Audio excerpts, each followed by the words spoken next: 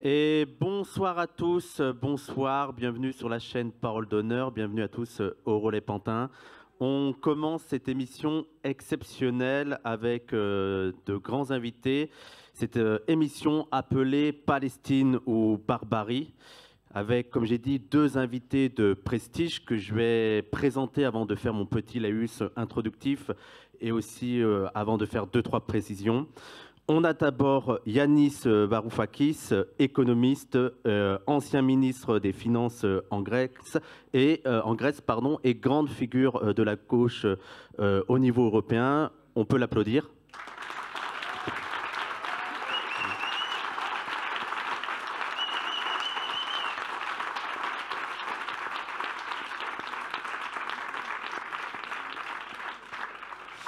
Et Rima Hassan, députée européenne, juriste, grande figure de la lutte pour la Palestine et bientôt peut-être apatride, on ne sait pas, on va voir les nouvelles. On peut l'applaudir, un grand bravo pour Rima Hassan.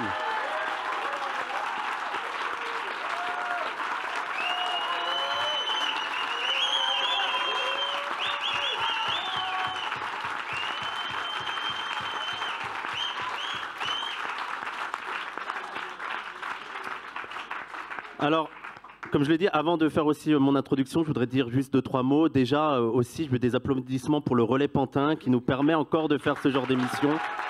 Merci à eux.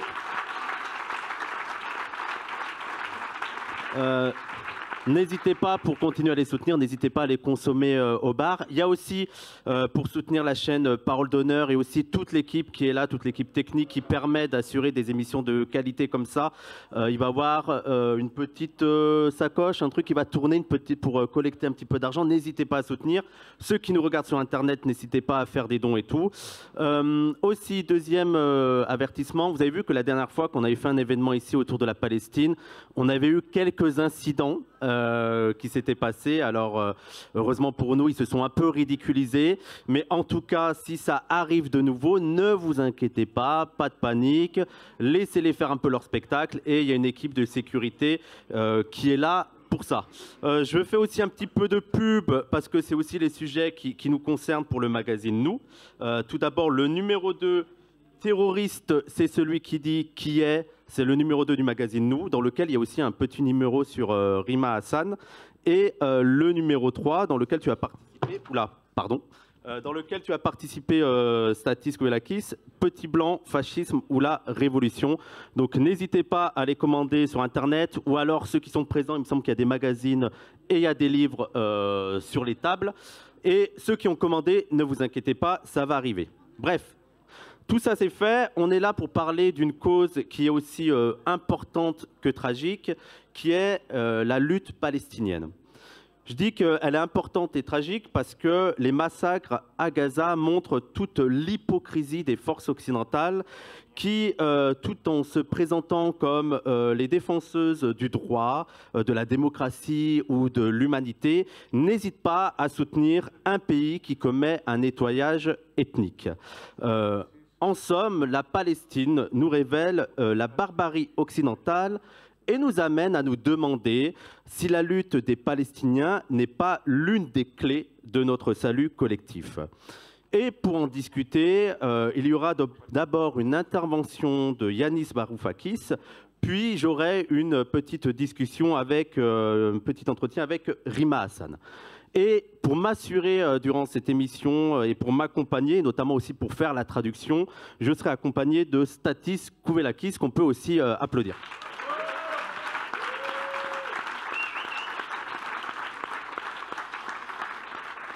Et je vais aussi lui laisser la parole parce que j'ai fait une description, une présentation assez courte de Yanis Varoufakis et tu vas nous en dire un peu plus, Stathis, avant son intervention.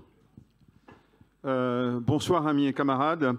Alors on m'a demandé de présenter Yanis Varoufakis. Je ne sais pas si c'est vraiment nécessaire, hein, et d'une certaine façon Wissam a dit l'essentiel. Mais vous savez, parfois avec Yanis, il y a ce que je crois Hegel disait à propos des grandes figures, qu'il est tellement connu qu'il n'est pas connu.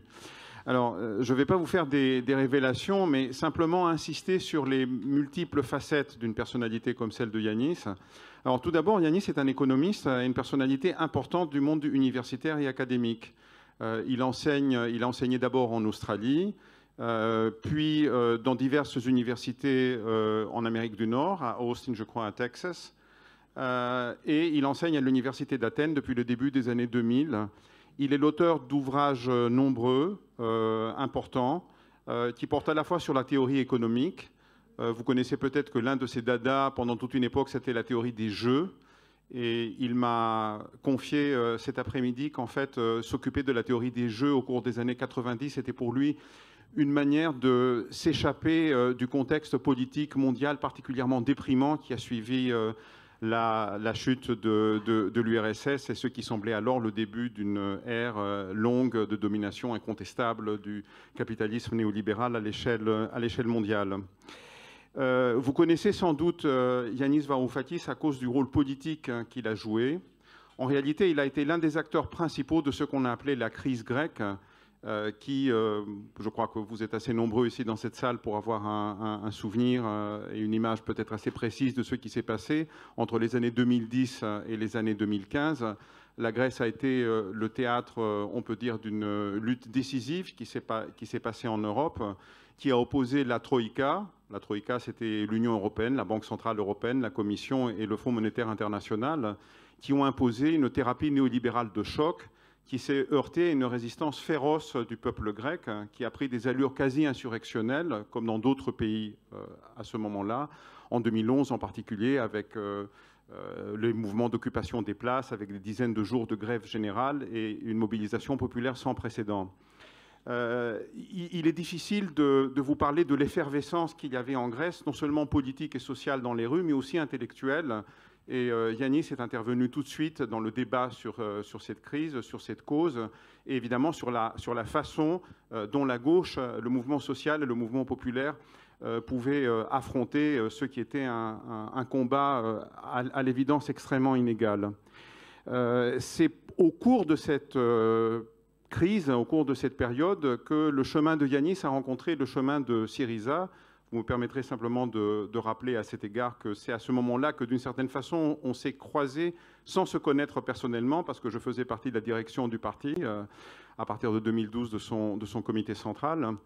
Yanis a été aux premières loges juste après la victoire électorale de Syriza, parce que ça a été ça le grand événement politique finalement dans lequel s'est joué quelque chose d'extrêmement décisif et malheureusement avec une fin tragique.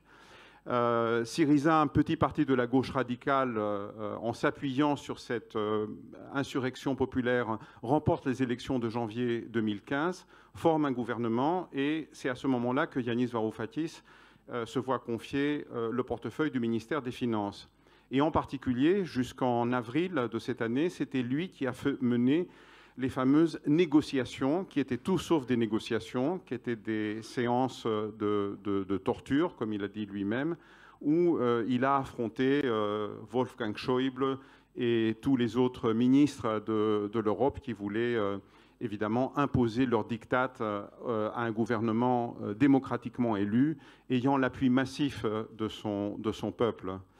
Yanis a été donc parmi les protagonistes de cette période. On le connaît pour avoir su tenir tête justement aux puissants à cette époque. Mais ce qu'il faut souligner, mais vous le savez déjà bien sûr, c'est que toute cette séquence s'est terminée par une dure défaite. Et Yanis a compris tout de suite la tournure qu'allaient prendre les événements. C'était au moment, d'une certaine façon, qui était à la fois le point culminant de cette séquence et le début de la fin, le référendum de juillet 2015, où, face au diktat de la Troïka, le peuple grec, à 62%, a rejeté, dans un contexte de pression économique, de blocus économique, en fait, sans précédent. C'est ce soir-là que Yanis a présenté sa démission, sentant, sachant, comprenant que Alexis Tsipras, le gouvernement et la majorité du parti de Syriza allaient capituler devant la Troïka. avec d'autres, évidemment, camarades, députés, certains ministres, etc. Son chemin, évidemment, s'est séparé de celui qui ont conduit le pays à la catastrophe. Mais il n'a pas pour autant abandonné le terrain du combat et de la lutte, à la fois sur le plan intellectuel et sur le plan politique.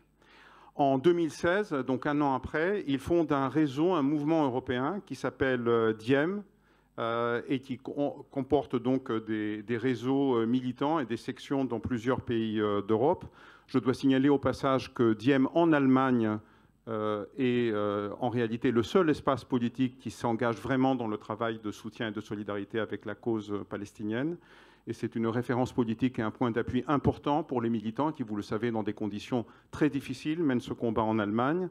Soulignons aussi que Yanis Varoufakis a été interdit d'entrer sur le territoire allemand pour participer à un événement précisément sur la Palestine, et que l'État allemand a interdit même une intervention en Zoom, en visio de Yanis à cet événement. En 2018, 2 ans après, ce mouvement fonde une organisation en Grèce, un parti grec qui s'appelle MERA 25, c'est-à-dire Mouvement pour une désobéissance réaliste. Et il remporte des sièges aux élections législatives de 2019, donc entre 2019 et 2023. Yanis, avec ses camarades de MERA 25, siège au Parlement grec. Malheureusement, il rate de peu leur entrée au Parlement aux élections législatives de 2023. Et en 2023, MERA 25 forme un front politique avec d'autres organisations de la gauche radicale, et depuis, ce cheminement commun et les tentatives justement de regrouper et de dépasser l'état de fragmentation de la gauche radicale grecque continuent. Je dois mentionner aussi une production intellectuelle très riche qui se traduit par un certain nombre d'ouvrages, dont plusieurs sont disponibles en français. J'en citerai simplement les 2 derniers. Conversation entre adultes dans les coulisses de l'Europe, c'est un témoignage absolument, une analyse absolument saisissante de la crise grecque. Vous avez notamment les enregistrements de ces fameuses séances de l'Eurogroupe que Yanis avait eu la précaution en quelque sorte d'enregistrer. Donc effectivement, on pénètre dans les coulisses du drame qui s'est joué à ce moment-là. Et enfin, son dernier livre, dont le titre en anglais est Techno-féodalisme et qui a été traduit en français sous le titre de Les nouveaux cerfs de l'économie, paru en 2024. Voilà, tout ça aux éditions Les Liens qui libèrent. Voilà, j'ai terminé cette présentation. Yanis, la parole est à toi. Voilà.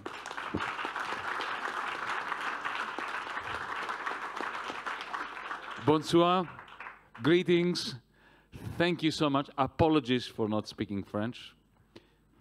I will carry this burden to my grave. Il s'excuse de ne pas parler en français et il portera ce fardeau jusqu'à son tombeau. My grandmother was French, so I have no excuse whatsoever. Sa grand-mère était française du côté paternel, donc il n'a aucune excuse sur ce sujet. Over the last year, every time I am interviewed by some journalist from some systemic medium, the #1 question which I have to face is, Mr. Varoufakis, why are you so fixated with Palestine? Ces dernières années, à chaque fois que je suis interviewé par un journaliste des médias mainstream, on me pose à chaque fois la même question. Monsieur Varoufakis, pourquoi avez-vous une telle fixation sur la Palestine? The answer I give is this. If this were 1938, and today was the day after Kristallnacht, we, all of us, would have one duty: to preserve Jewish life, to support Jews, and to defend them from the Nazis. Et je leur réponds la chose suivante. Si nous étions en 1938, juste après la nuit de cristal, notre tâche à tous, nous tous qui sommes ici, ce serait de protéger la vie juive et de la protéger contre les attaques des nazis. In exactly the same way today, we have only one duty: to prevent Palestinians from being ethnically cleansed, to save them from the occupation and from ethnic cleansing, and to stop the genocide. Il en va de même aujourd'hui. Nous avons aujourd'hui une seule tâche: protéger la vie palestinienne, empêcher le nettoyage ethnique, empêcher, arrêter le génocide qui a lieu aujourd'hui à Gaza. Over these months, since the 7th of October, I've learned a lot about the methods by which the media normalize the genocide.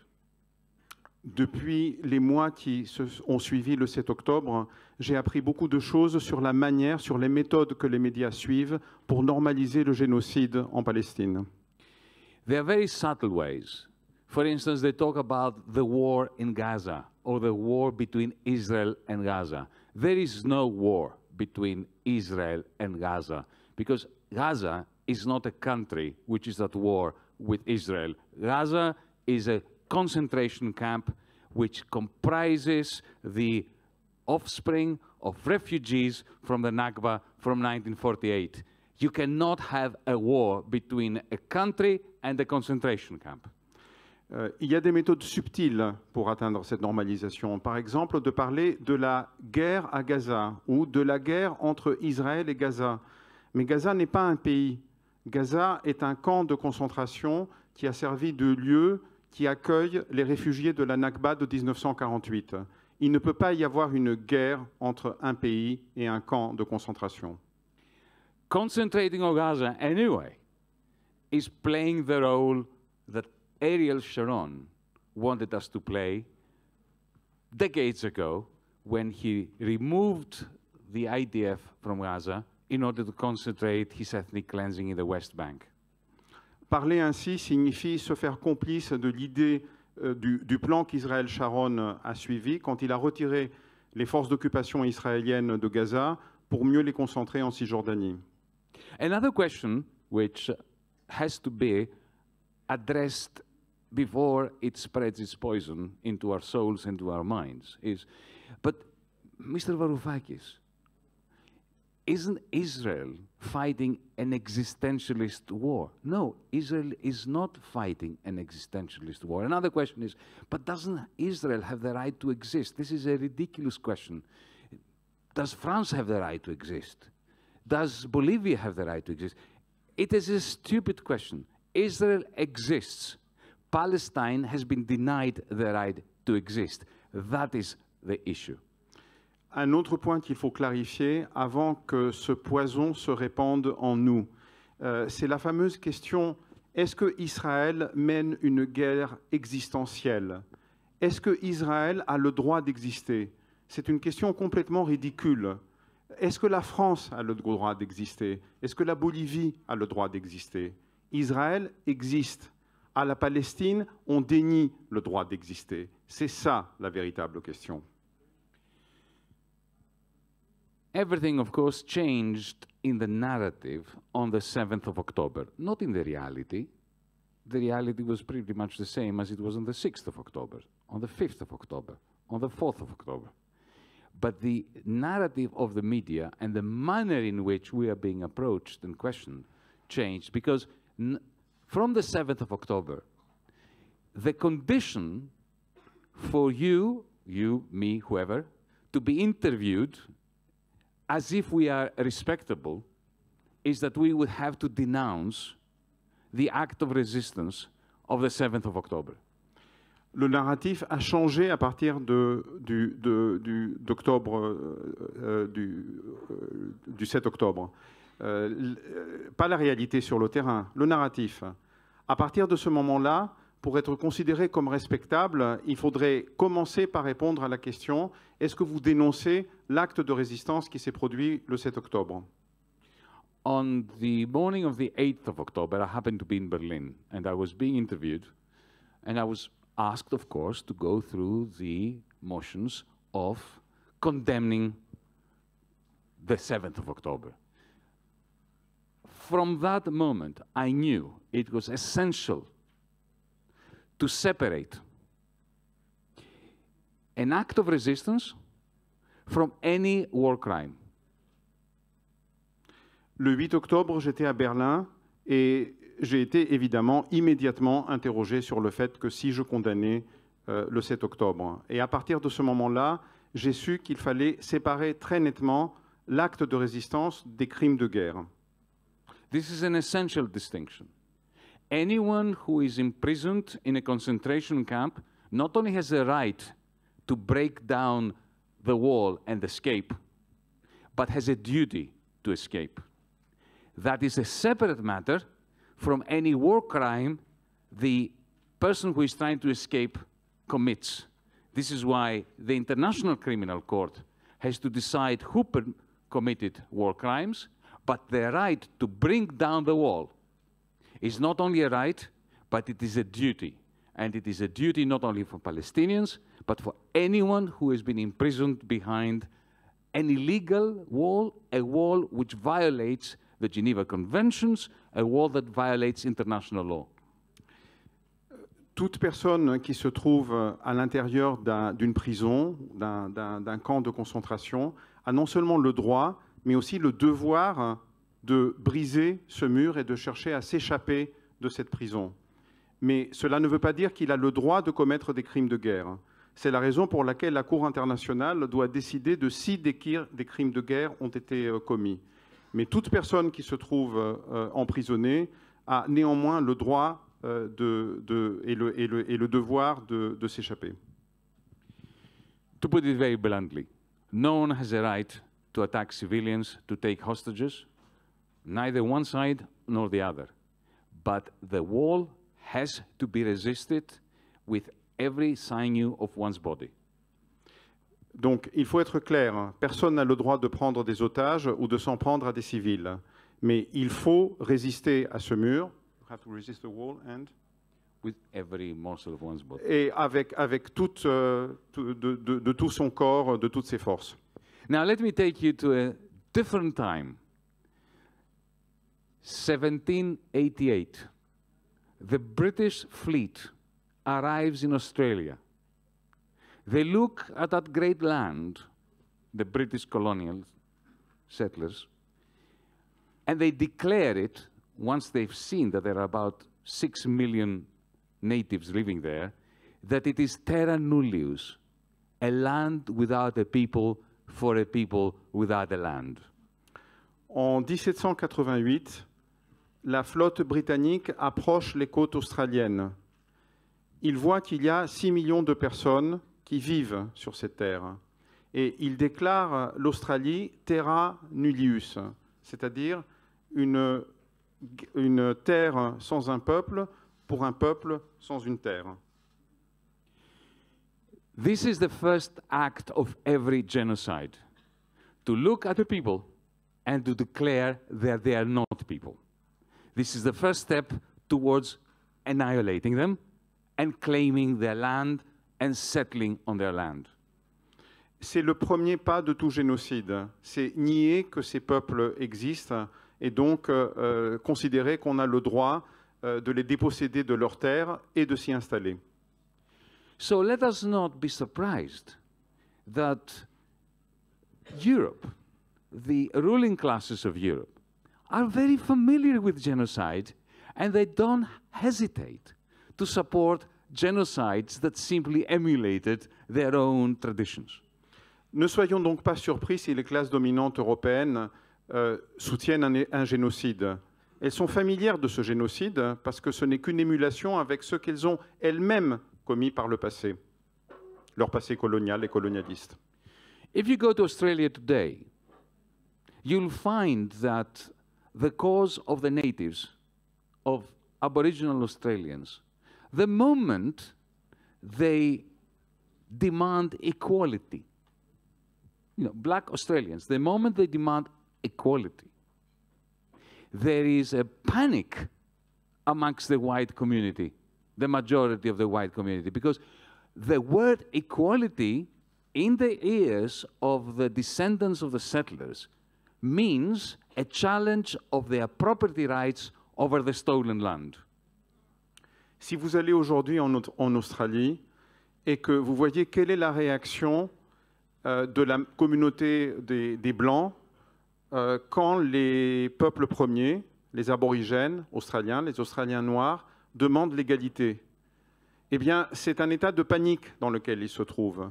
Parce que cette demande d'égalité, ils la comprennent comme une remise en cause de leur droit, justement, à les avoir dépossédés, à les avoir volés de leurs terres. This is no different to Israel. It is no different to the way in which the slogan, the cry, equal political rights from the river to the sea, causes a wave of panic amongst the settlers, who also used, that was the Zionist slogan, wasn't it? A land without a people, for a people without a land, in order to claim the land and demand that their property rights have supremacy over natives. Il en va de même pour Israël. Pourquoi est-ce que le mot d'ordre de droits politiques égaux du Jourdain à la mer provoque une telle panique? Parce que c'est une remise en cause de ce mot d'ordre du sionisme qui est le droit de propriété justement sur cette terre au détriment de ceux qui y vivaient. Didn't the Afrikaners in South Africa have reason to fear equality? Didn't the British in Kenya have reason to fear equality? It's the same reason why in Israel the word equality, when attached to not only Jews but also to Palestinians, causes ripples of fear in those who are determined to see the settlement project solidify and extended. N'en était-il pas de même pour la demande d'égalité quand elle résonnait dans les oreilles des Afrikaners en Afrique du Sud ou des Britanniques au Kenya? C'est la même chose en Israël. What did you say about Israel? That exactly the same fear permeates Israel. Voilà. Donc c'est la même peur que ressentent les colons israéliens quand ils entendent cette demande d'égalité, pas simplement pour les Juifs, mais aussi pour les Palestiniens. Now, Europe is where the whole problem starts. Anti-Semitism is a European product. It is made in Europe. L'Europe est l'endroit où le problème commence. L'antisémitisme est un produit européen. Settler supremacy is a European product. It is made in Europe. Le projet de colonialisme de peuplement est un produit européen, est un projet européen. The idea of lands here and there, in Australia, in Palestine, in Africa, that are declared terra nullius, without people, for people without land, is made in Europe. L'idée de terra nullius, c'est-à-dire de terre sans peuple pour des peuples sans terre, est une idée qui a germé, qui est née en Europe.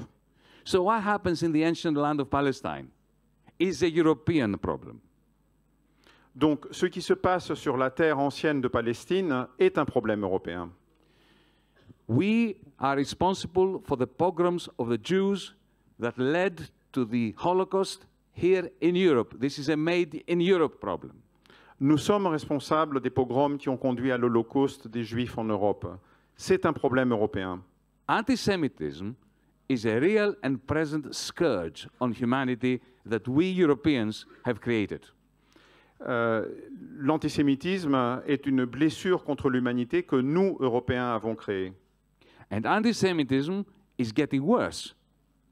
The more Israel is allowed to conflate Jewish life with the right of the Zionist apartheid state to commit any war crime it chooses to support its settlers' policy.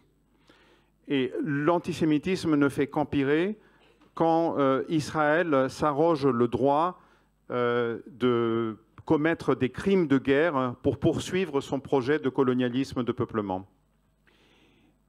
This attempt to silence our voices against both Zionism and against anti-Semitism is in the end the greatest victory for anti-Semites.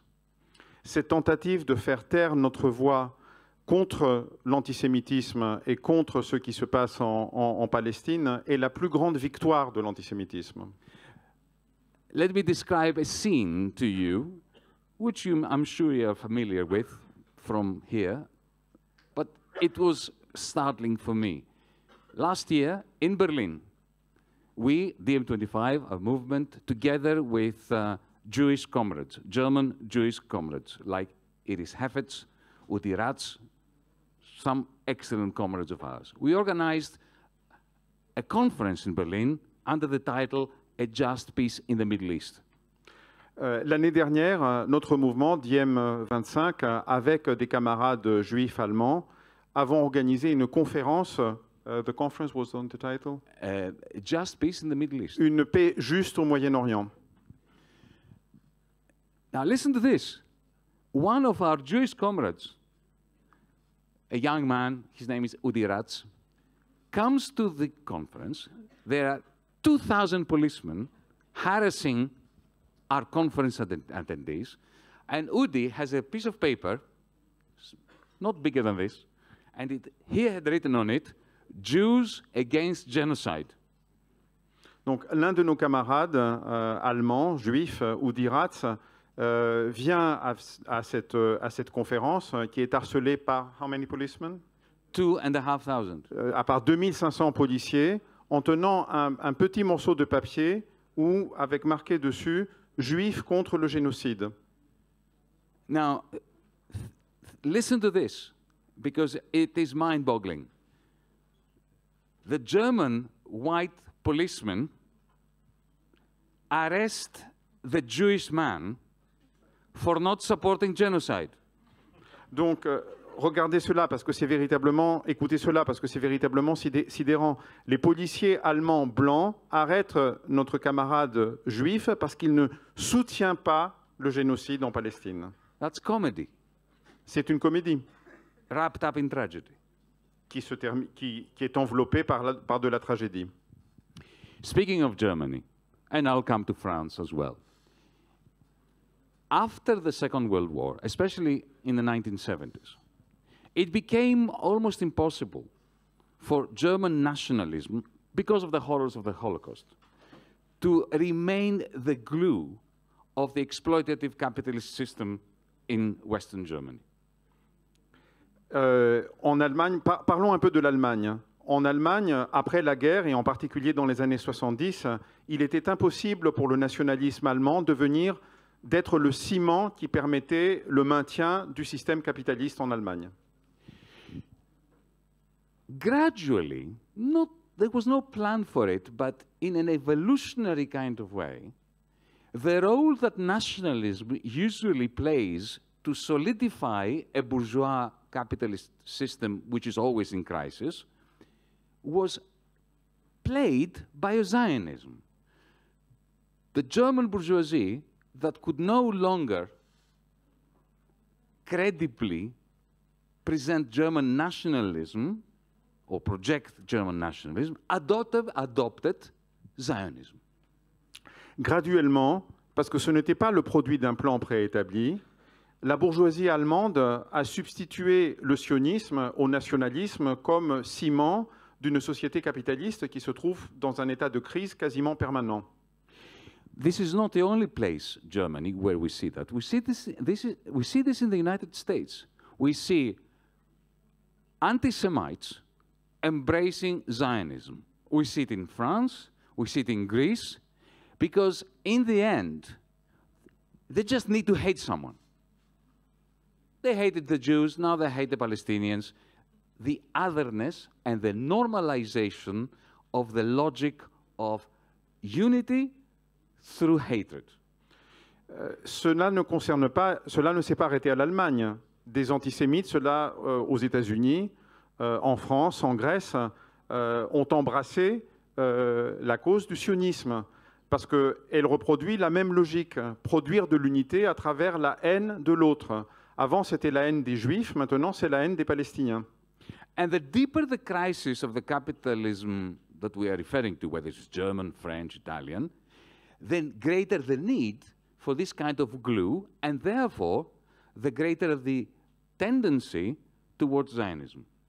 Et au fur et à mesure qu'on voit la crise du capitalisme s'approfondir, on voit justement une adhésion croissante des classes dominantes à ce sionisme parce qu'elles en ont besoin justement pour tenir face à cette crise qui s'approfondit. We can see this in France, for instance. Now, Jacques Chirac, who was not exactly a progressive man, he showed a degree of courage against the Zionists in Palestine, in the occupied territories, that no one today would ever be able to imagine somebody like Macron or Hollande or any of these people demonstrating. Alors, prenons l'exemple de la France. Jacques Chirac, qui n'était pas spécialement un homme progressiste, un dirigeant progressiste, a montré du courage face au sionisme en Palestine occupée, d'une façon qui serait inimaginable aujourd'hui pour n'importe quel dirigeant français, Macron ou Hollande. Allow me to put forward the hypothesis that this has something to do with the euro. Permettez-moi de formuler l'hypothèse que tout cela a quelque chose à voir avec l'euro. In creating the euro, we created a flimsy monetary system which was, with mathematical precision, going to deepen the crisis of French, German, Greek, Italian capitalism. En créant l'euro, nous avons créé un système monétaire défectueux qui ne pouvait qu'approfondir la crise du capitalisme en France, en Allemagne, en Grèce et dans les autres pays européens. And when the whole thing came crashing down after 2009, 2010, they practiced a combination of austerity for almost everyone and money printing for the bankers and big capital.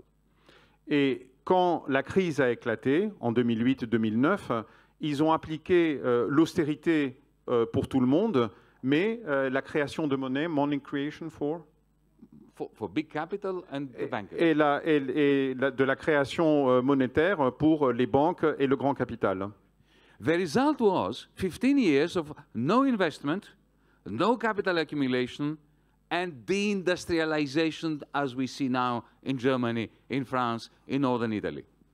Le résultat ont été 15 années d'absence d'investissement, d'absence de croissance et de stagnation économique en Europe. And now we are in this situation where this deep, ultra deep crisis in European capitalism has created the need, the objective need, for two things. Et maintenant, nous sommes dans une situation où cette crise approfondie du capitalisme en Europe a créé le besoin de deux choses. Military Keynesianism, that is spending on weaponry, because this is the only way capitalism can recover from a secular slump. D'une part, le keynésianisme militaire, car les dépenses d'armement sont la seule façon pour le capitalisme de se relever de cet état de stagnation. And a totalitarian police state by which to quell popular resentment. Et un glissement vers le totalitarisme, parce que c'est le seul moyen de mater le mécontentement populaire.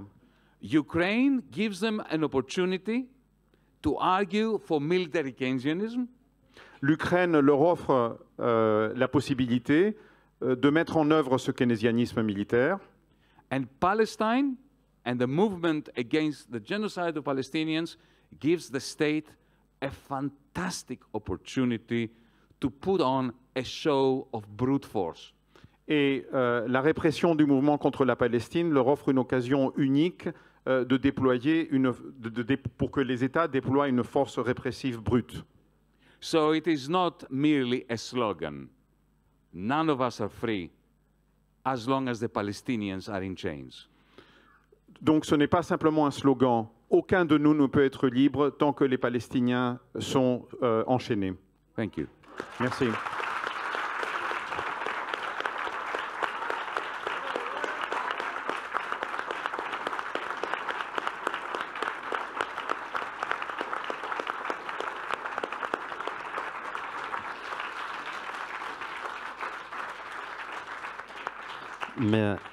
Merci Yanis, merci beaucoup pour cette intervention. Rima, avant qu'on discute et que je te pose quelques questions, est-ce que tu voulais réagir à ce qui a été dit par Yanis, à son intervention? J'ai mon micro, merci. Je pense qu'à travers les questions, j'aurai des ponts à faire. Il y a pas mal de choses qui ont été dites qui font un peu écho aux questions qui ont été préparées. Donc, je pense que je vais saisir l'occasion des questions pour refaire un peu de lien. Ça marche. Avant de commencer ce petit entretien, déjà, je voudrais te dire qu'on est très heureux et très honoré de te recevoir ici, surtout avec la conjoncture actuelle dans laquelle tu as des attaques de toutes parts, et pas seulement de l'extrême droite, mais même du gouvernement, même... on l'a vu avec le Sénat qui peut même discuter de la possibilité de t'enlever la nationalité française. Et on doit dire que on est assez impressionné par ton courage. Et je pense que, et là je parle de moi, mais je pense qu'on est beaucoup comme ça. Ce qui nous impressionne aussi chez toi et ce qui nous donne de la force, c'est quand même que tu arrives toujours à garder le sourire. Et je pense que c'est un sourire comme ça qui les énerve.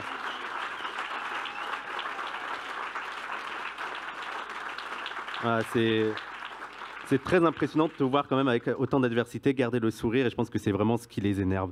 Dans l'un de tes entretiens, tu as dit « c'est une conjoncture difficile avec la montée en France de l'extrême droite et c'est une tendance européenne et mondiale pour défendre une lutte décoloniale, anticapitaliste et anti-impérialiste ».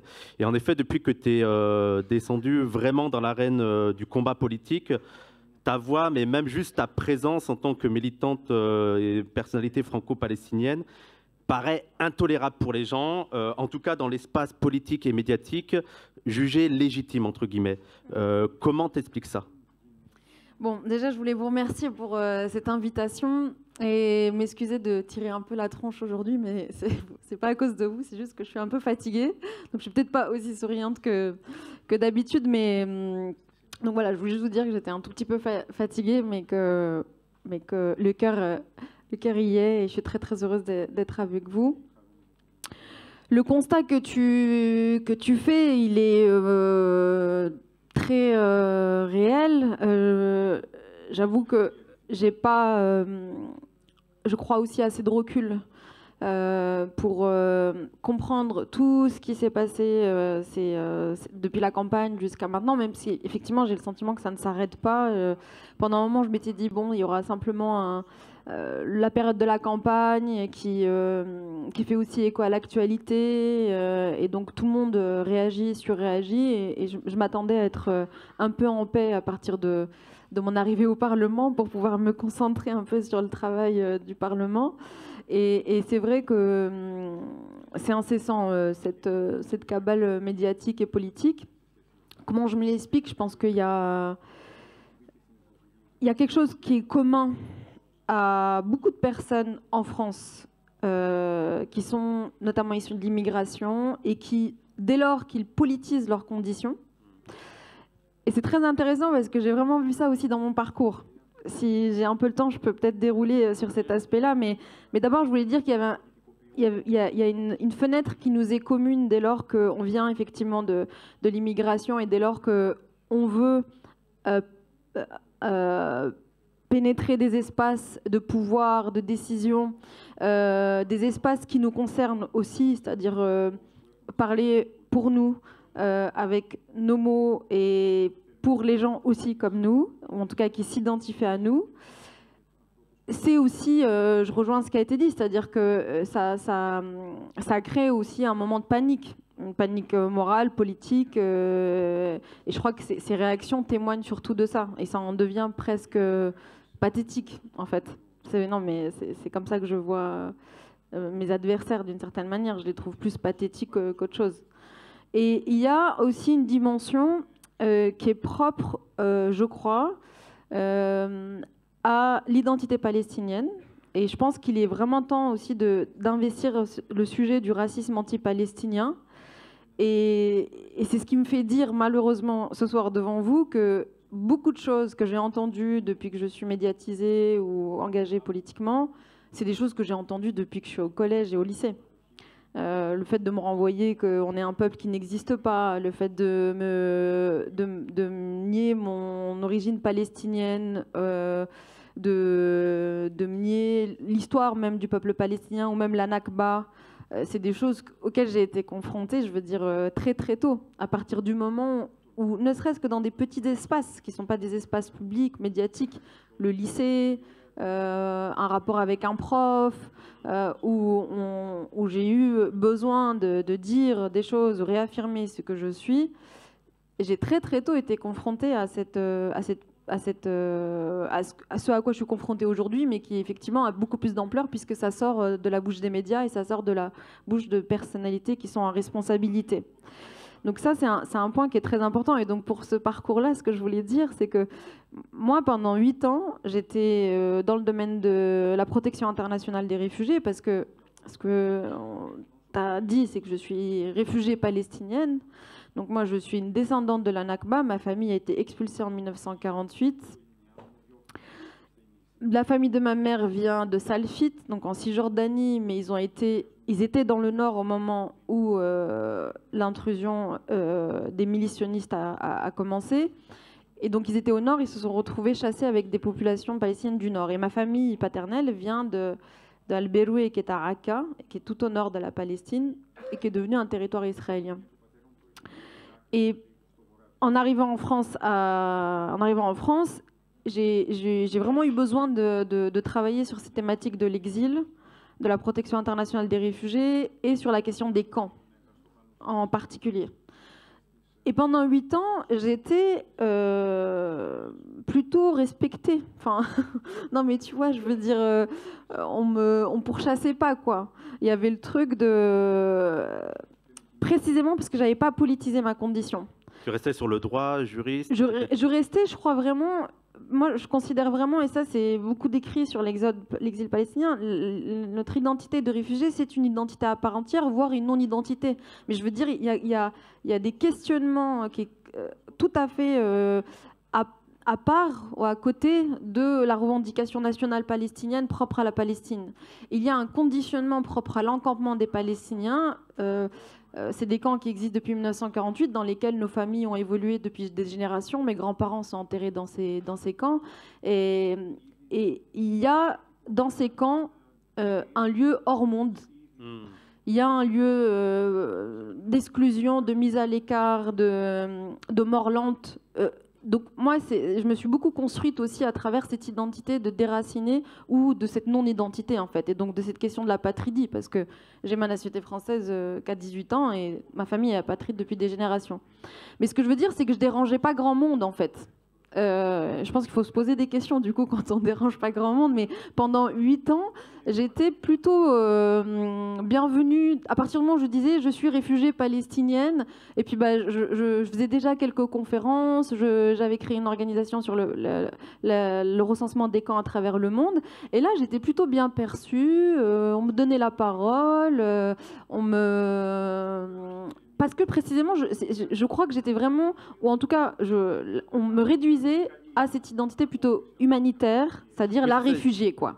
Est-ce que c'est pas aussi le côté plus humanitaire où là on est d'accord, il faut aider les réfugiés? Oui, tout à fait. Dès que tu viens sur le truc politique de la Palestine... C'est exactement la même chose pour la cause en elle-même aujourd'hui, c'est-à-dire que les dirigeants européens n'ont aucun de mal, voire même ils le font de manière cynique et stratégique, de réduire la cause palestinienne à cette question de l'assistance humanitaire. Donc ils n'ont pas de mal, y compris au Parlement européen, à dire oui, il faut qu'on débatte de la question de la situation humanitaire à Gaza, il faut qu'on discute des fonds qu'on va allouer à tel ou tel sujet humanitaire. Mais dès lors que vous politisez la question, et moi dès lors que j'ai politisé aussi, ou en tout cas j'ai commencé oui, j'étais déjà politisée, mais je veux dire en tout cas à rendre public mes positions et à les défendre, ce qui a commencé avant la campagne en fait, mais j'ai été confrontée à ces débuts de censure. Et je vais donner juste une anecdote pour qu'on passe à la question suivante. J'étais au collège citoyen, qui est un collège, un espace en gros qui sélectionne 40 citoyens par an, et l'idée c'est un peu de les soutenir dans leurs projets respectifs. Et donc moi j'avais été approchée pour la question des réfugiés, puisque je présidais l'Observatoire des camps de réfugiés que j'avais fondé quelques années plus tôt. Et dans cet espace, il se trouve qu'on est confronté à l'assassinat de Chérine Abu Akleh, je publie un post sur LinkedIn à l'époque, sur les réseaux que j'avais, un post sur l'assassinat de Shirin Abu Akleh en dénonçant les exactions de l'armée israélienne. Et là, je reçois des messages sur LinkedIn d'un des anges de ce collège, c'est-à-dire un financeur de ce collège, qui se présente comme ça. Il me dit « Je suis un des financeurs du collège. Vos positions sur la question palestinienne sont extrêmement problématiques, n'ont pas lieu d'être dans ce collège. Je ne vais pas vous refaire toute l'histoire, mais globalement, et ça c'était bien avant mon engagement politique, j'ai été privée de suivi dans ce programme. J'avais plus de tuteurs qui me suivaient. J'étais convoquée à 2 entretiens avec des cofondateurs de ce collège pour m'expliquer pour me dire que c'était pas bien de faire des stories sur le boycott, sur le BDS, pour me dire que en fait, fallait faire très attention parce que c'était l'image aussi du collège qui prenait avec mes positions, etc., sur l'apartheid, sur la colonisation, machin. Et ils m'ont laissé finir tranquillement mon programme, mais en me privant de tout ce que le programme devait m'offrir. Et c'est déjà ce que je parlais de racisme anti-palestinien, c'était déjà ça en fait. Et ça, c'était bien avant mon entrée. Et je crois que tous les Palestiniens, en tout cas moi, tous les Palestiniens que je connais, ont un moment de leur vie été confrontés à ces portes qui se ferment. Et plus largement aussi, je veux dire, les personnes qui sont issues de l'immigration en France, je veux dire, voilà, ce racisme systémique, on l'a. Mais pour la cause palestinienne en tant que telle, il suffit qu'il y ait une personne qui soit véritablement alliée du régime israélien, ce qui était le cas de cet ange, de financeur. On va tout faire pour verrouiller la voie palestinienne qui est en nous, quoi. Ouais. Et c'est un peu la leçon que je tire pour répondre vraiment à ta question, c'est que à partir du moment où j'ai politisé cette existence, et cette histoire et cet héritage qui est aussi le mien, c'est devenu extrêmement compliqué, à tel point aujourd'hui que toutes les personnes, tous les sujets qui traitent de moi, on va dire, sur le plan médiatique, c'est d'autres personnes qui commentent. Je suis très très rarement invitée par ailleurs à commenter, mais c'est vrai, à être interviewée sur quoi on va m'accuser. On va interviewer d'autres personnes de la France insoumise. Mais je n'ai même pas ce droit de réponse quand la cabale médiatique est lancée, ou très très rarement. Oui, on a souvent l'impression que les Palestiniens sont un peu limités à la situation de victimes sur lequel il faut aider humanitaire, mais à partir du moment où elles prennent une position politique, c'est plus toléré par l'ensemble du champ politique. Dans la citation, tu parlais aussi de la montée de l'extrême droite, et donc je me demandais quel rôle a joué la complicité dont a bénéficié Israël dans sa guerre génocidaire, une complicité de la part de puissances occidentales, et en premier lieu les USA. Quel rôle ça a joué dans la montée de l'extrême droite, que ce soit en Europe et partout dans le monde? Bon, en fait, il y a plusieurs éléments. Moi, je veux déjà juste dire en propos introductif que c'est très important pour nous, les Palestiniens, d'attirer l'attention sur le fait que ce qui se passe actuellement avec Gaza n'est pas de l'ordre de l'extraordinaire. Il n'y a pas quelque chose qui a été très différent de ce que les Palestiniens ont connu historiquement. Et c'est à ce titre qu'on utilise très souvent le terme de Nakba continue pour inscrire justement cette continuité entre ce qui s'est passé depuis 1948, à savoir les exactions qui ont lieu depuis 1948 jusqu'à aujourd'hui, c'est-à-dire que c'est un phénomène qui continue, mais qui a été totalement silencié ces dernières années.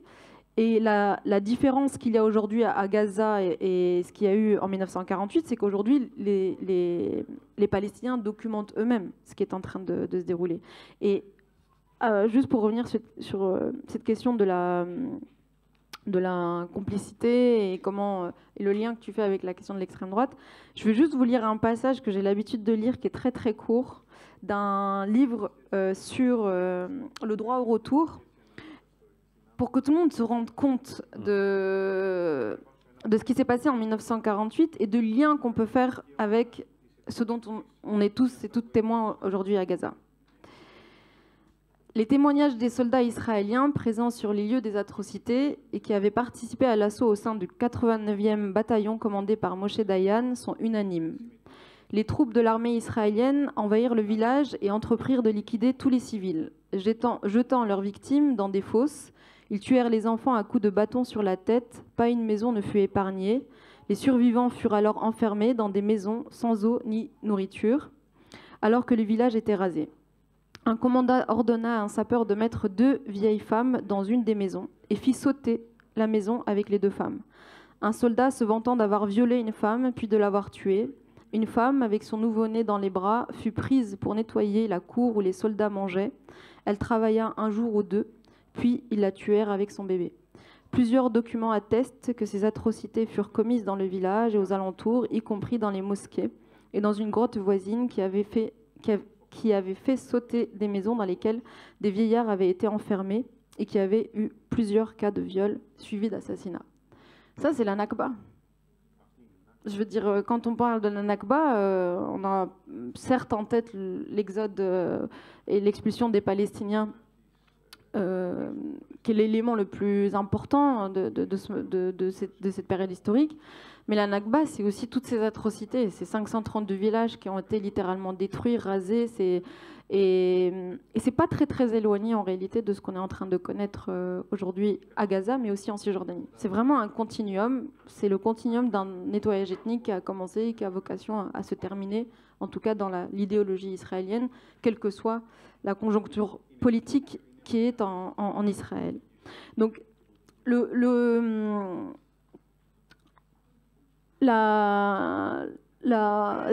tu peux me reformuler la question, à quoi ça a servi?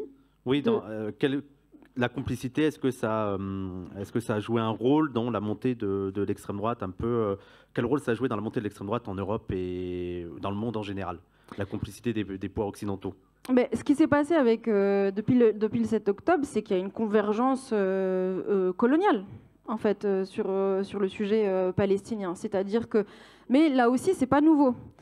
Si on retrace, par exemple, les premiers soutiens officiels du camp Le Pen à Israël, ça remonte aux années 2010 à peu près. On a les premières visites dans des colonies, les premières visites officielles d'un certain nombre de personnalités politiques qui vont petit à petit afficher officiellement ou revendiquer en tout cas leur soutien à Israël. Donc c'est pas nouveau, là c'est très exacerbé, mais c'est une convergence coloniale, c'est-à-dire que Israël a des intérêts avec le programme, converge en tout cas vers le programme et la manière dont est articulé aujourd'hui le programme de l'extrême droite. Pas qu'en France, les plus grands alliés aujourd'hui de l'État d'Israël sont les partis d'extrême droite. Et l'extrême droite voit aussi en Israël une puissance coloniale, avant tout. Et c'est d'ailleurs pour ça que l'auteur israélien Benjamin son nom m'échappe. Il est souvent cité par Alain Grèche. Mais j'aurais pas le nom. Je vais vous le retrouver tout à l'heure. Mais qui dit justement que c'est un mariage contre nature, c'est-à-dire qu'il analyse l'alliance qu'il y a entre les partis d'extrême droite et l'État israélien, et il parle de mariage contre nature. En tout cas, il questionne, il dit comment se fait-il que ce soit les partis historiquement antisémites qui aujourd'hui sont les plus grands défenseurs de l'État d'Israël. Et il dit que en fait ces partis voient en Israël non pas des juifs, mais des colons. Et ce qu'ils admirent et ce qu'ils soutiennent chez eux, c'est précisément leur programme et leur vision coloniale vis-à-vis des Palestiniens. Et d'ailleurs, c'est intéressant de voir qu'il y a des personnalités du Rassemblement national en France qui ont dit on fera, si on avait les moyens ou si on gagne les élections, on fera, on s'inspirera d'une certaine manière de la politique israélienne sur un... Et c'est pas les seuls. On a vu aussi Darmanin, il y a quelques années, penser à une collaboration avec Israël, notamment en matière de sécurité ou de maintien de l'ordre, c'est-à-dire de s'inspirer un peu des méthodes israéliennes contre justement les Palestiniens pour pouvoir voir si ça pouvait être réutilisé dans le maintien de l'ordre qui est fait en France. Donc, d'un côté, on a les puissances occidentales sur cette convergence qu'ils ont avec le programme, avec l'idéologie et le programme israélien, ont permis à Israël de blanchir ses crimes. Ouais. Et donc c'est notamment toute la rhétorique de Israël a droit de se défendre, Israël a droit d'exister, où effectivement est dans une crise existentielle, toute la sémantique aussi qui était utilisée, qui consistait à parler de pogrom pour le 7. J'ai même entendu Meir Habib dire c'est une mini Shoah.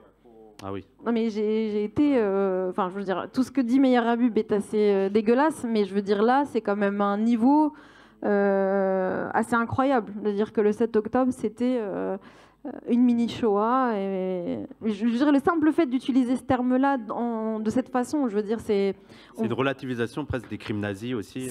Tout à fait, et en plus c'est une instrumentalisation grossière continue de l'antisémitisme et de la Shoah, et en cela je rejoins tout ce qui a été dit par Yanis. Donc d'un côté l'Israël, ça lui a permis de blanchir ces crimes en trouvant toutes ces alliances qui tentent, je crois malheureusement, à gouverner voilà, nos pays. Enfin, je veux dire, on y est. Je veux dire, en tout cas, on est sur ce boulevard-là. Et de l'autre, ça permet aux extrêmes de se blanchir eux de leur antisémitisme, qui est toujours réel et concret. Hein. Ça reste des partis profondément antisémites. Mais comme l'explique très bien cet universitaire dont je vais vous retrouver le nom, il explique très bien que les Israéliens sont perçus comme des colons avant d'être perçus comme des Juifs. Et c'est en cela qu'il y a une convergence ou un terrain d'entente qui s'opère entre ces partis d'extrême et l'État d'Israël. Oui, c'est vrai que tout l'antisémitisme est en fait rejeté sur les Arabes, et ce seraient eux les instigateurs. Et on se rappelle même qu'il y a certains courants qui font croire qu'en fait, même les nazis n'avaient pas le projet génocidaire, mais qu'en fait, c'est le moufti de Jérusalem qui leur aurait soufflé cette idée. Voilà. Ouais. On sait que ça va très très loin, ces théories. Aussi, sur l'aspect politique, ce qui a beaucoup de mécompréhension sur tes propos, c'est que tu as plusieurs fois déclaré que tu appartiens à une génération pour laquelle la solution à deux États est caduque. Et dans la foulée, tu défends une proposition à un État démocratique, qui mettrait fin au régime d'apartheid et d'occupation instauré par le régime colonial sioniste. Est-ce que, selon toi, c'est là que réside vraiment la dimension spécifiquement décoloniale de la lutte palestinienne? Alors, déjà, sur la question des deux États, mais je pense qu'il faut, oui, faut revenir aux bases. Faut revenir à... Non, mais voilà, la solution à deux États est historiquement, de toute façon, une position, enfin une solution, mais qui n'est pas une solution, qui est une option qui a été systématiquement imposée aux Palestiniens. Dans le rapport de force qui leur a été, là aussi, imposé, la création de l'État d'Israël leur a été imposée, par une quarantaine d'États, tous, pour la plupart, en majorité des puissances coloniales de l'époque, privant tout le reste du monde d'une voix pour pouvoir s'exprimer sur ce sujet, et surtout les personnes concernées, en l'occurrence les Palestiniens. Donc les accords d'Oslo, en fait, s'inscrivent dans la continuité de ce qui avait vocation à être fait dès 1948. Et ensuite, il y a un pragmatisme, c'est-à-dire qu'il y a un pragmatisme. Alors, je ne sais pas si c'est une bonne chose d'être pragmatique quand on veut aussi être révolutionnaire, mais il y a un pragmatisme, et je vais un tout petit peu m'attarder dessus. Déjà, je veux juste dire un tout petit mot sur le programme de la France Insoumise, parce que c'est aussi ça ce sur quoi on me demande aussi régulièrement des explications, c'est que la France Insoumise est pour la solution à deux États. Et moi, effectivement, c'est une solution sur laquelle je n'y crois même plus, en fait, donc j'ai du mal à la défendre. Mais ce sur quoi on essaye, en tout cas, d'avancer, c'est de dire il faut une reconnaissance de l'État palestinien, mais pas sur les frontières de 67. C'est-à-dire qu'il faut une reconnaissance de... et c'est pour ça que moi, je parle plutôt d'un État binational, une confédération d'États. C'est aux Palestiniens, en fait, de le déterminer dans un processus qui doit primer sur tout le reste, c'est-à-dire le droit à l'autodétermination, en fait. Quand on parle de la cause palestinienne, je pense qu'il faut faut s'en remettre à ce droit à l'autodétermination, c'est-à-dire remettre entre les mains du peuple palestinien le pouvoir de décider de cet avenir. Mais la solution à un État, donc la reconnaissance d'État palestinien est un impératif politique, diplomatique, ne serait-ce que pour envoyer un message au régime israélien sur le fait que le peuple palestinien existe, qu'il a vocation à être défendu, qu'il a des alliés. Mais ça devrait être indiscutable. Je veux dire, ça, c'est le minimum indiscutable normalement dans un monde normal. Non, dans un monde normal, mais ce qui est intéressant, c'est de voir qu'il y a déjà 146 États qui reconnaissent l'État de Palestine. 146. On n'est pas sur 2-3 États qui reconnaissent la Palestine et puis on a tout le reste du monde à les convaincre. C'est l'Occident qui ne reconnaît pas en grande majorité aujourd'hui la Palestine et le droit du peuple palestinien à exister en temps libre, souverain, indépendant. Et c'est eux, en réalité, qui bloquent, de par l'hégémonie occidentale, la place qu'ils ont, qui bloquent et qui offrent aussi cette impunité à Israël qui empêche... mais quand bien même, je veux dire, ce que je veux dire, c'est que même si on a toute une communauté internationale qui reconnaît l'État de Palestine, c'est pas ce qui permet d'endiguer la question de la colonisation et la question de l'occupation.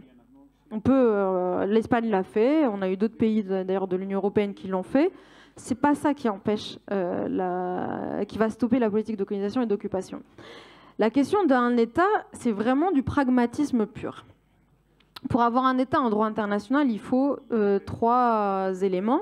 Il faut une continuité territoriale, il faut un peuple uni sur ces territoires, et il faut une autorité structurée qui puisse, en l'occurrence, gouverner et représenter ce peuple-là, idéalement démocratiquement. Il n'y a pas de continuité territoriale pour le peuple palestinien. Aujourd'hui, quand on parle du peuple palestinien, on parle de 5 statuts juridiques différents. C'est un élément important à avoir en tête pour qu'on puisse ensuite parler de la réalité de l'apartheid du peuple palestinien, parce que c'est une réalité qui est précisément propre à cette situation de fragmentation dont est victime le peuple palestinien. Donc il y a 5 statuts juridiques différents. Il y a les Palestiniens qu'on appelle les Palestiniens d'Israël. C'est 20% de la population. C'est tous les Palestiniens qu'on n'a pas réussi à expulser en 1948 et qui ont fini à terme d'obtenir la citoyenneté israélienne, mais qui restent des citoyens de seconde zone. Il y a les Palestiniens réfugiés, donc dans les camps dehors, dans les pays limitrophes, dont je fais partie, qui sont recensés par l'UNRWA, donc l'organisation onusienne mandatée pour assister les Palestiniens. Il y a les Palestiniens de Jérusalem. Il y a les Palestiniens de Cisjordanie. Et je veux dire, tous ces Palestiniens vivent avec un statut juridique différent, avec des droits et des libertés qui ne sont pas les mêmes, et aujourd'hui avec aussi une représentation politique qui est fragmentée. Et c'était l'objectif d'Israël, en fait, c'était d'asseoir la fragmentation territoriale en une fragmentation politique.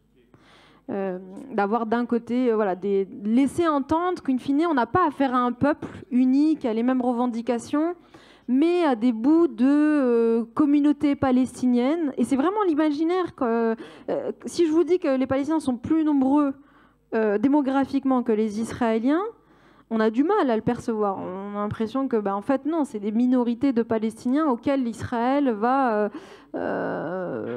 traiter avec des statuts différents, mais on n'a pas le sentiment que c'est un peuple tout aussi nombreux, voire plus nombreux que le peuple israélien. Et c'est le rôle de cette fragmentation. Donc j'en viens à ce que je disais sur cette fragmentation. On n'a pas aujourd'hui les 3 éléments pour constituer un État. C'est pas possible. Je veux dire, on peut pas créer un État palestinien en Cisjordanie. Il y a 4 autres catégories de Palestiniens qui n'ont pas accès à ce territoire en Cisjordanie.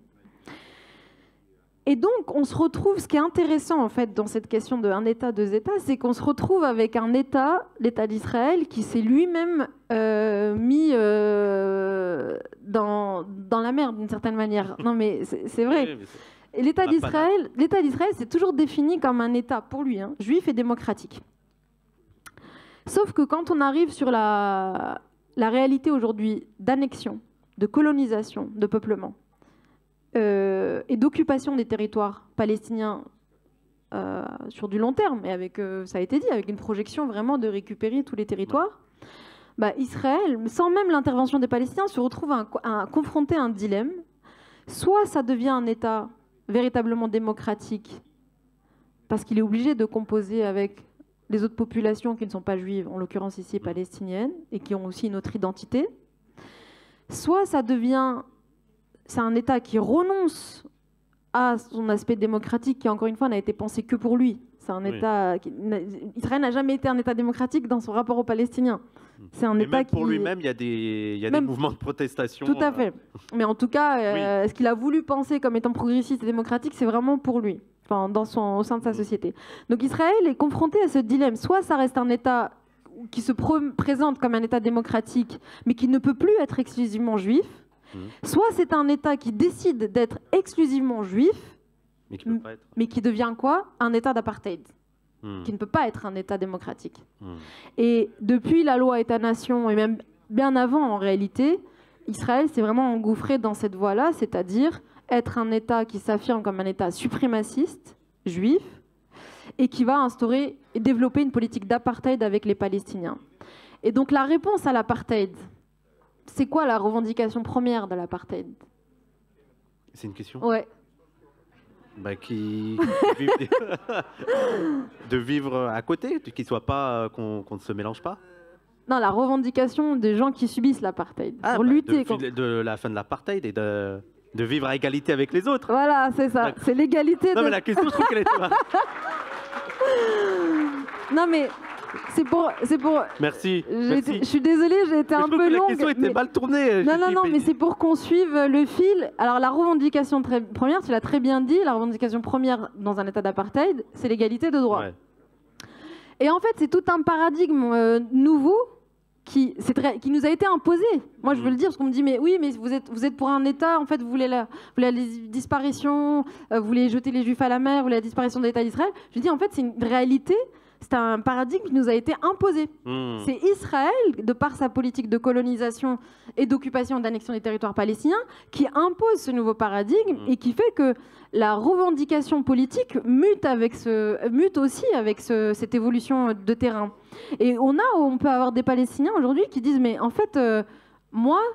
Ma revendication première, je veux même plus d'un État en fait sur un tout petit bout de territoire de ce qu'était initialement la Palestine mandataire et historique. Si c'est pour finir dans un tout petit bout de territoire dans lequel on aura un semblant de liberté, on pourrait être encerclé par les militaires israéliens et que on soit littéralement confiné à tout point de vue social, économique, politique, ça nous intéresse pas. Nous, ce qui nous intéresse, c'est une libération totale du Jourdain à la mer et de tout le peuple palestinien.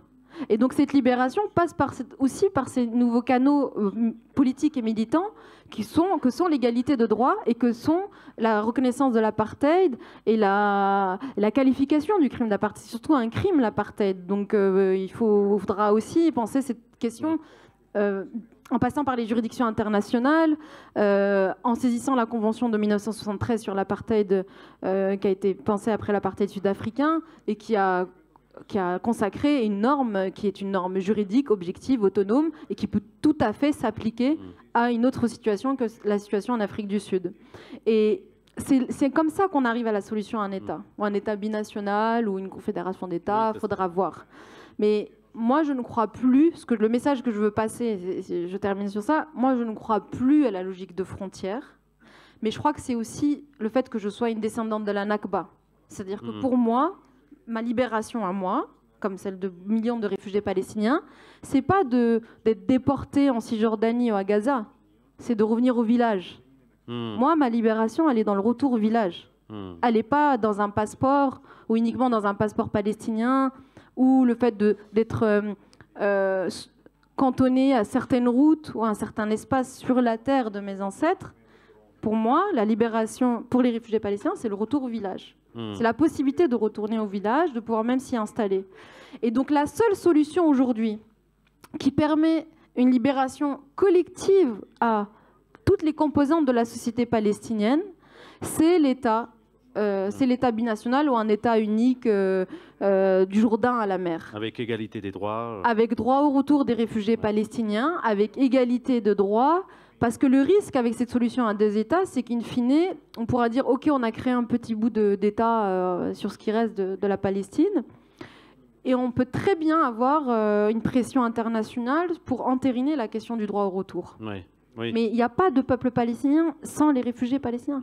Les réfugiés palestiniens, à l'époque de la Nakba, c'est 800 000 sur 1,4 million. Ouais. C'est plus de la moitié du peuple palestinien qui est expulsé et qui est chassé de sa terre. Donc, et la Nakba, c'est la première plaie, en fait. Il y a eu celle du mandat britannique, il y a eu beaucoup d'atrocités aussi sur le mandat britannique, mais je veux dire, dans le rapport avec l'État d'Israël et sa politique coloniale, la Nakba, c'est la première plaie. Et tout vient de la Nakba. Sinwar, c'est un enfant de la Nakba. Les camps Gaza, qui a été défini comme un camp de concentration, c'est un camp de réfugiés, en fait. Parce que c'est 86% de la population qui est réfugiée. En Cisjordanie, c'est l'espace où il y a le plus de camps de déplacés internes, donc de réfugiés palestiniens. Il y a 58 camps de réfugiés qui sont dans les régions des pays limitrophes. Donc, tout vient de la Nakba, en fait. Tout vient de la Nakba. Et on ne peut pas penser cette libération du peuple palestinien si on ne règle pas cette question de la Nakba. Et la seule perspective aujourd'hui politique qui permet ça, c'est la solution à un État, ou en tout cas de faire sauter la logique de frontière sur la Palestine mandataire historique. Bien sûr.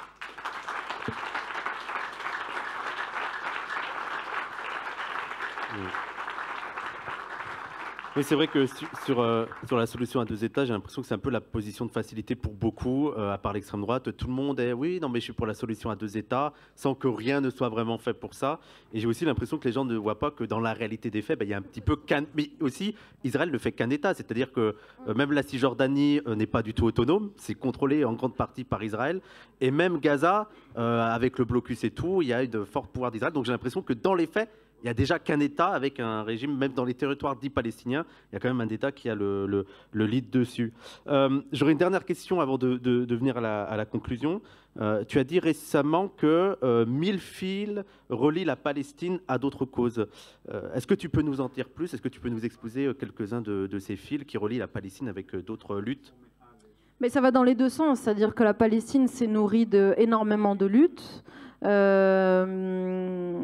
D'énormément aussi de courants politiques. Il n'y a qu'à voir les différents partis qui se sont succédés, les différents courants politiques qui se sont succédés dans la résistance palestinienne, dans la lutte armée palestinienne. Mais il y a aujourd'hui, et ça je trouve ça intéressant de le voir dans les mobilisations à l'échelle internationale, la diversité des profils des gens qui sont mobilisés. Et le canal à travers lequel ils ont embrassé la cause. J'ai autant rencontré de monde qui viennent, qui ont l'étiquette écologiste, militants sur les sujets de l'environnement, mais qui sont liés aussi à la remise en cause du système capitaliste, néolibéral, qui viennent à cette cause parce qu'ils la voient à juste titre comme une cause pour la terre. Sauver la Palestine, c'est sauver la terre. Mais ça, on a énormément de...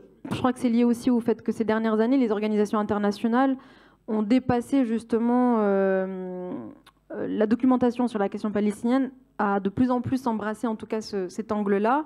On a eu ces dernières années un rapport très important d'Amnesty sur la question de l'apartheid de l'eau, de plus en plus la question de l'accaparement des ressources, notamment par les colonies en Cisjordanie, très documentées. La destruction des oliviers, tout ça. Les oliviers, c'est 800 000 oliviers entre les années 60... à partir de 67, pardon, à partir de l'occupation israélienne, 67 à 2014, c'est 800 000 oliviers, je parle que des oliviers, qui ont été détruits, arrachés, déracinés, brûlés par l'armée israélienne en territoire palestinien, en Cisjordanie.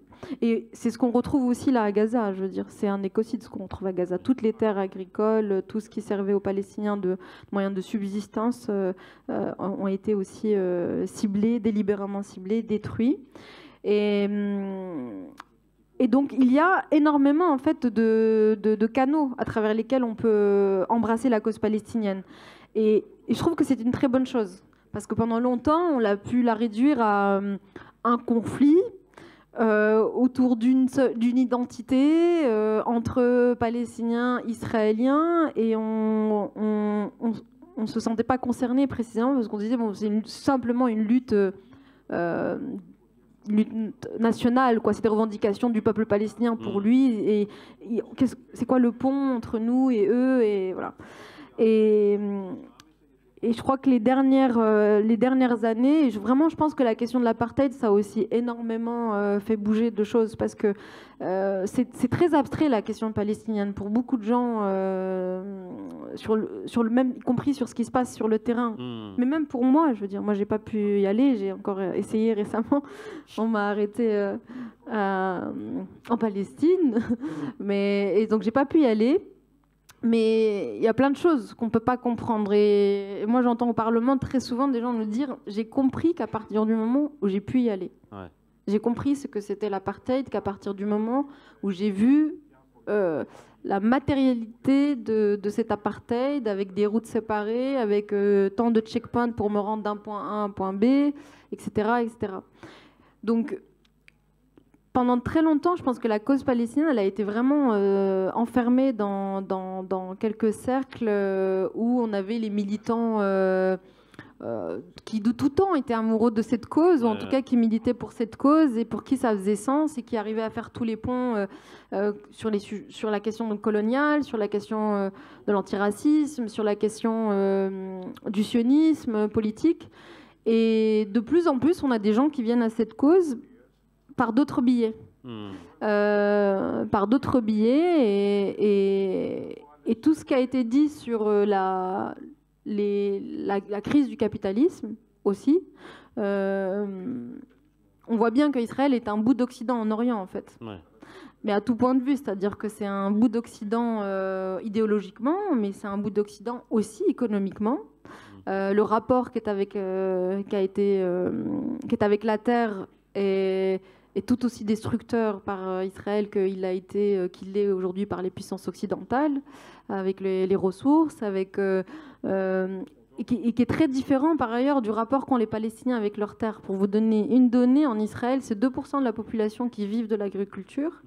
En Cisjordanie, c'est 15 à 17% de la population. C'est-à-dire que malgré tout ce qui leur est infligé, beaucoup de Palestiniens continuent à vivre de la terre, ou en tout cas à maintenir ce rapport avec leur terre. Et c'est un moyen de résistance et de survie qui est au cœur aussi de la cause palestinienne. Simplement, on a mis du temps à le comprendre, parce que pendant très longtemps, encore une fois, ce sujet a été réduit à un conflit qui opposait les uns et les autres sur des enjeux de territoire ou de frontières. En réalité, cette cause, elle est beaucoup plus grande que ça. Elle est beaucoup plus large que ça. Et c'est une cause, aujourd'hui, elle l'a toujours été, mais qui affirmée comme telle, et ça on peut à minima en être heureux, en tout cas dans les mobilisations, c'est une cause qui a vocation à nous libérer collectivement, en ce sens qu'elle est anti-impérialiste, anticapitaliste, profondément écologiste, politiquement anticoloniale, antiraciste, et tous ces canaux, en fait, sont autant de voies à travers lesquelles on peut embrasser le récit palestinien et les voies et la lutte palestinienne, la lutte politique. Et ça, c'est très important de le dire. Et donc moi, ma conclusion, c'est plutôt de dire, et je l'ai dit à plusieurs reprises, que c'est les Palestiniens qui vont libérer un monde qui prétend les libérer. C'est-à-dire qu'aujourd'hui, je considère que les seules personnes à être libres, ce sont les Palestiniens. Et c'est eux qui vont nous libérer du monde. C'est eux qui vont nous libérer du monde dans lequel on est en réalité. Et alors que parfois on prétend agir pour les libérer. Merci. Merci Rima.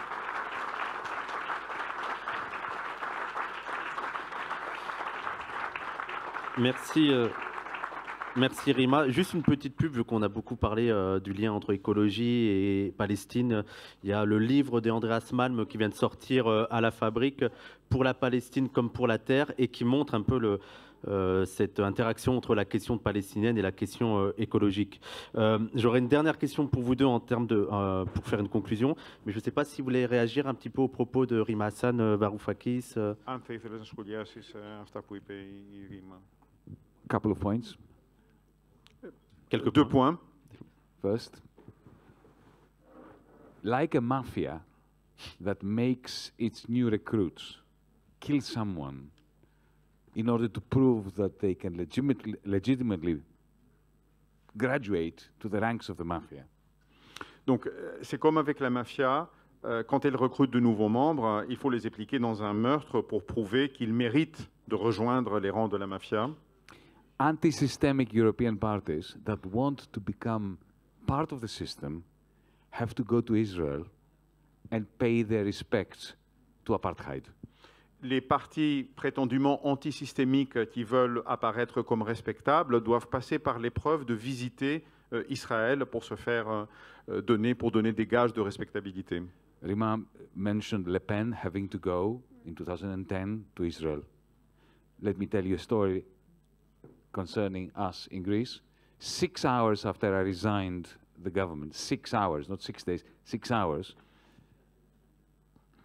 my prime minister sent the foreign minister to Israel to sign a defense agreement treaty between Greece and the state of apartheid.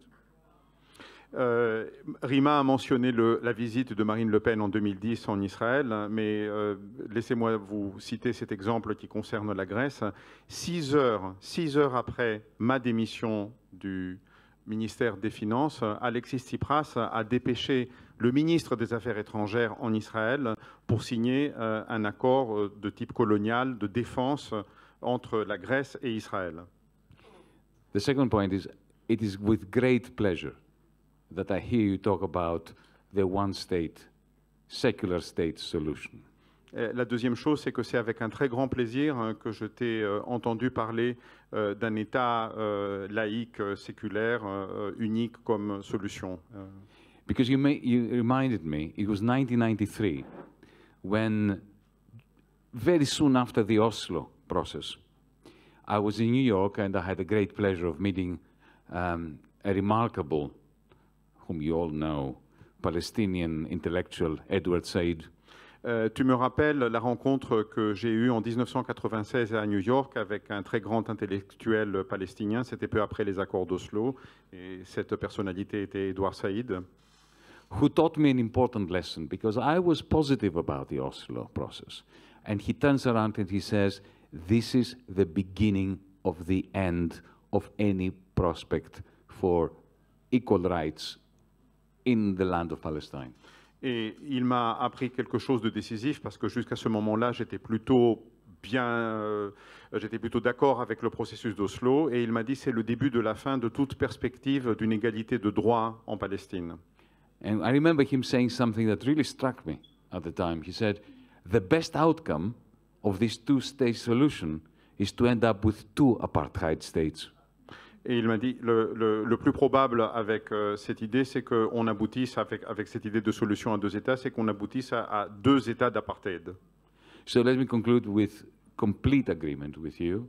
First, recognition of the state of Palestine as a first step towards creating a federal, confederate, I don't know what it's going to be, it's for you folks to determine it. It's for the Palestinians, the Jews, the Druze, I don't know who else is going to be there, you know, and organize it. We don't respect borders. We are not in the process of building more walls. We're in the process of demolishing them. Il dit, donc l'objectif, c'est la reconnaissance de l'État de Palestine en tant que premier pas vers un État unifié, un État fédéral, un État confédéral, je ne sais pas, c'est à vous de décider, c'est-à-dire aux Palestiniens de décider à quelle forme ça prendra. Mais notre but n'est pas d'ériger de nouvelles frontières, n'est pas d'ériger de nouveaux murs, mais de détruire les murs qui existent.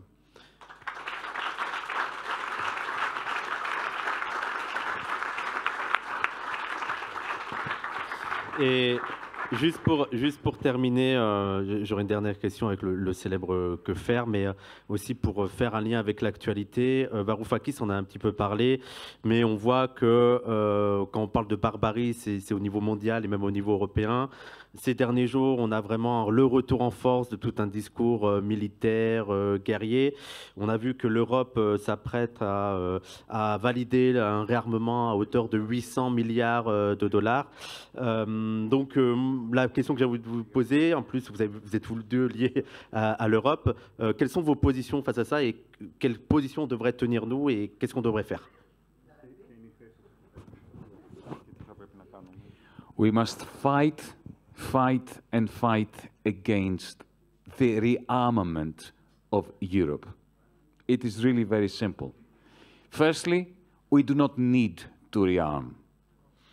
Nous devons nous battre et encore nous battre contre le réarmement de l'Europe. La première chose à dire, c'est que ce réarmement n'est pas nécessaire. Putin's threat is being intentionally exaggerated. He's a threat for Ukraine. He's not a threat for the rest of Europe. Russia is a declining political economy.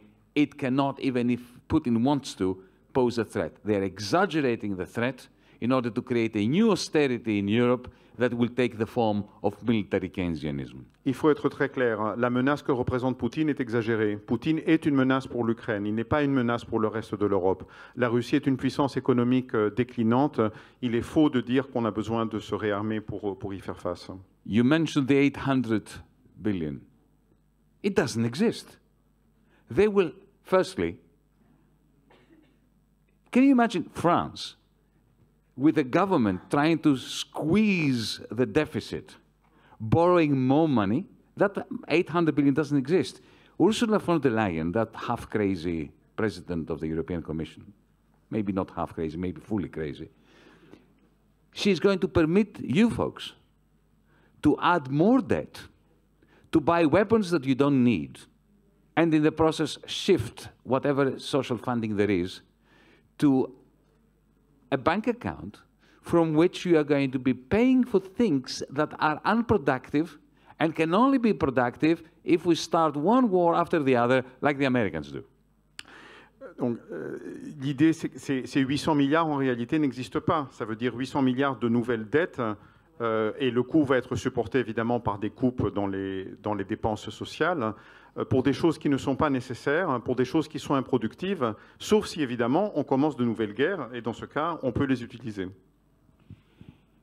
There is no doubt in my mind that Putin is a criminal. He killed 250,000 Chechens in order to solidify his presidency in 2001. Je n'ai aucun doute sur le fait que Poutine est criminel. Il a tué 250 000 Tchétchènes en 2001 pour asseoir et consolider sa présidence. But who created him? NATO created him. By crushing the Russian economy, they brought him into the fore, and in 2001, they were applauding him when he was killing 250,000 Chechens. Mais qui a créé Poutine? C'est en écrasant l'économie russe qu'on a permis à quelqu'un de Poutine de venir sur le devant de la scène, et l'Occident l'a soutenu quand il tuait les 250 000 Tchétchènes. NATO and von der Leyen are like the mafia. L'OTAN et von der Leyen, Ursula von der Leyen, like la présidente, ils sont comme la mafia. What is the business plan, the business model of the mafia? They create insecurity to sell you protection. Quel est le modèle économique de la mafia? Bon. Tout le monde a compris, mais je traduis quand même. Quel est le modèle économique de la mafia? Créer de l'insécurité pour vous vendre de la protection. Ouais, merci. Merci. Rima Hassan, est-ce que tu veux ajouter quelque chose ou... Non, j'allais dire amen, parce que vraiment, ça rejoint un peu les choses que j'aurais pu dire, mais le coup que ça... Et on en voit hein, là dans les médias français, je ne sais pas si vous avez fait un peu attention, mais on voit déjà des petits sondages sur est-ce que vous seriez prêt à travailler quelques heures de plus par semaine pour pouvoir financer cet effort est-ce que vous seriez prêt à épargner? Il y avait aussi un sondage sur épargner. Vous donnez 50 € par mois. Ouais. 50 € par mois. Waouh. Donc on voit bien que voilà, on tente aussi de faire passer cette pilule, mais il faut bien avoir conscience effectivement que tout ça va être, ça va avoir un coût et que tout ça va directement être pioché dans les caisses. De l'État, dans les services, dans les acquis sociaux qu'on peut avoir et qui, par ailleurs, ne sont pas du tout acquis, en fait. C'est aussi, je pense que sur le fait de se battre, je pense qu'il y a vraiment, effectivement, cette question qu'on doit tous se poser collectivement sur... quelle direction on veut prendre collectivement, quoi. Et à quoi est-ce qu'on aspire et dans quel monde on veut vivre et quels sont ou les mondes qu'on veut absolument rejeter. Mais je suis assez pessimiste sur le fait que la machine européenne, quand elle se met un peu en route, c'est très très compliqué y compris pour les États, mais les sociétés qui vivent dans ces États de résister. Et l'annonce a été faite par von der Leyen elle-même il y a quelques heures sur le fait que c'était une urgence et un impératif absolu d'embrasser cette voie du réarmement européen et que très probablement les fonds dédiés et les décisions à prendre vont être prises dans les semaines, mois à venir. Donc je suis assez pessimiste, en tout cas de l'intérieur de cette machine européenne et de la manière dont elle a de fonctionner. Et le fait qu'il n'y ait pas véritablement de contre-pouvoir aussi, parce que le Parlement a une voix, mais elle compte très peu en réalité. Et je suis assez pessimiste, en tout cas, sur le rapport de force actuel, visant à stopper ou empêcher cette politique. Elle est déjà annoncée, il n'y a pas énormément de résistance, j'ai l'impression, ni de par les États, ni de par les décideurs politiques, très peu en tout cas. Ça reste très isolé. Et dans la société, je ne vois pas non plus d'appel ni à se mobiliser, ni à se structurer, ni à s'organiser contre ça.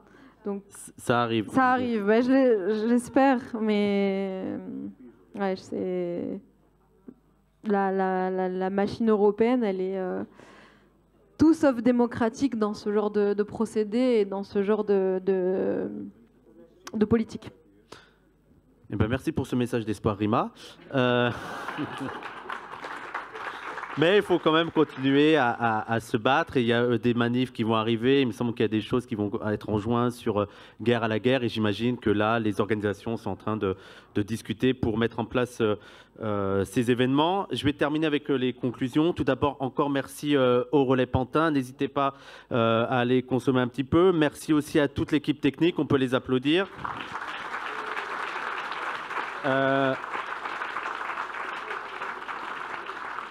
Je rappelle qu'il y a une caisse solidaire, qui va circuler voilà, vers Ouria là-bas.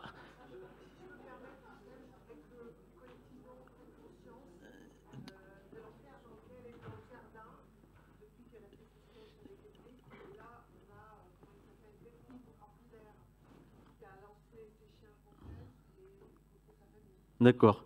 Donc un petit message de soutien à Blanche Gardin, je pense qu'on peut l'applaudir aussi. Un petit message de soutien à Blanche Gardin qui se fait pour son soutien pour la cause palestinienne. Je vais continuer aussi pour vous dire qu'il y a un ciné-club vendredi, avec Olivier Marbeuf et Mariam, où on va regarder Do the Right Thing de Spike Lee, c'est ça, de Spike Lee, je ne me trompe pas. Aussi, il y a les livres à acheter, il y a la revue Nous, je vous ai déjà fait la promo pour la revue Nous, que vous pourrez acheter, et les livres de la fabrique. Alors, excusez-moi, parce qu'en fait, il y a la caméra devant, voilà. Donc, la revue, si vous voulez l'acheter. Aussi, je vais le dire pour elle, parce qu'elle ne va pas oser, mais Rima Hassan est très fatiguée, et elle doit repartir au Parlement demain, donc elle ne va pas pouvoir trop rester, donc je vous demanderai s'il vous plaît de pas trop mais je préfère le dire pour toi parce que je sais que sinon tu vas être gentil et ils vont te retenir jusqu'à 1h du matin, donc soyez voilà, un peu sympa avec Rima. On peut applaudir Rima Hassan, on peut applaudir Varoufakis, on peut applaudir Stathis Kouvelakis. N'oubliez pas de soutenir la chaîne PDH, le Tipeee. Merci à tous. Et Palestine vivra, Palestine vaincra. Merci.